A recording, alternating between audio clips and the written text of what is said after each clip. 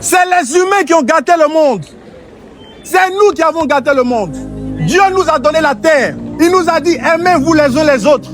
On dit, on ne s'aime pas. Il dit, pardonne à ton frère. On dit, on ne pardonne pas. Il m'a trop fait mal. Elle m'a trop fait mal. C'est nous qui avons gâté le monde, ce n'est pas Dieu. Alors prenons nos responsabilités. Aujourd'hui, on est venu te dire, mon frère, ma soeur, que Dieu existe. Certains croient à la réincarnation. C'est vraiment dommage. Pourquoi? Parce que supposons, je sors avec un pistolet, je tue tout le monde ici, bam, et puis je me tue. J'ai endeuillé des familles, j'ai endeuillé des gens, et puis je me réincarne chez les Kardashians. C'est classe. C'est classe. Quelle injustice. C'est injuste. Il y a un jugement. Pour tous les actes qu'on va poser sur la terre, il y a un jugement. Sinon, ça serait trop facile. Tu fais du mal, tu fais du mal, tu fais du mal et tu t'attends à quoi?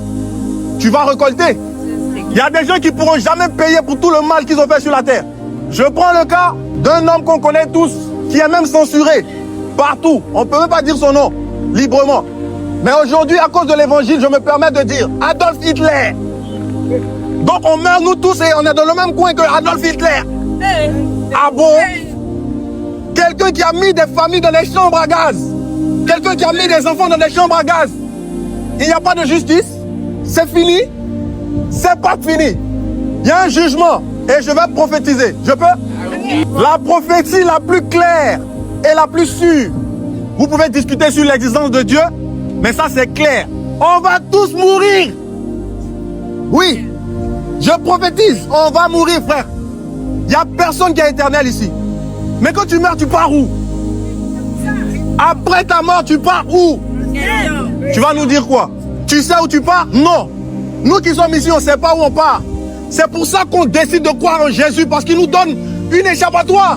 Il nous donne une assurance. Il nous dit, vous êtes mauvais, mais j'ai payé vos péchés. J'ai payé le prix pour vous. Et on l'a expérimenté. On n'est pas des zinzins, hein. Chez nous en Côte d'Ivoire, quand vous voyez un jeune comme ça, des jeunes comme ça, on dit on est des chocos. Et on a décidé de donner nos vies à Jésus parce que c'est un fait. C'est réel. On ne va pas perdre notre temps ici pour quelque chose qui n'a pas de sens. On est venu vous dire que Dieu est réel. Dieu est vivant. C'est pas parce qu'il y a du mal sur la terre que Dieu n'est pas vivant. Il nous a donné la terre. C'est nous qui faisons le mal aux gens. Il a dit pardonnez. On refuse de pardonner. C'est pas de sa faute. Si tu donnes quelque chose à quelqu'un et que cette personne ne prend pas soin, c'est pas de ta faute. C'est Jésus qui a dit pardonne à ton frère. C'est Jésus qui a dit aimez-vous les uns les autres. Si vous êtes contre le message de Jésus, c'est vous êtes contre l'amour. Parce qu'il a dit dans sa parole, le plus grand commandement c'est aime Dieu d'abord et aime ton prochain comme toi-même. Il y a quel mal à ça, frère? Il n'y a aucun mal à ça. Il n'y a aucun mal. Ceux qui sont ennemis de l'évangile, c'est parce qu'ils n'aiment pas. Ils n'aiment pas l'amour. Mais qui n'aime pas l'amour et veut être heureux? L'amour, c'est chic.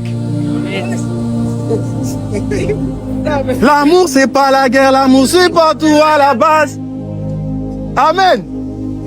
On est venu vous dire ici, frères et sœurs, qu'on a la solution avec nous. Amen. Nous tous que vous voyez ici, on est des témoins. Si vous nous donnez du temps, on peut vous expliquer, on peut répondre à certaines de vos questions. Parce qu'on ne connaît pas tout. Mais on peut vous convaincre que Dieu, par son esprit qui est en nous, on peut vous convaincre qu'il existe. On peut vous convaincre que l'enfer et le paradis, c'est des faits réels. On peut. Amen. Amen.